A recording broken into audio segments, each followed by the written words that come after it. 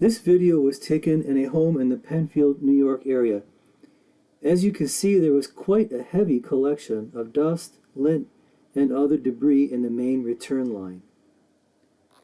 To briefly describe our process, we use a very powerful vacuum unit that connects to your ductwork that collects all the dust and debris that gets kicked up. In connection with that, we use a cast iron air compressor with a line attached to push or pull the dust down to that vacuum system so that it can be collected and disposed of properly. The end result is often very dramatic, as you can see in this video. If desired, we can treat the duct system with a sanitizer to provide a nice finishing touch to our process. We can provide a similar service to clean your dryer vents. This will often result in improving the performance of your dryer, as well as to remove buildup of lint in the system, which in time could possibly lead to a fire in your home.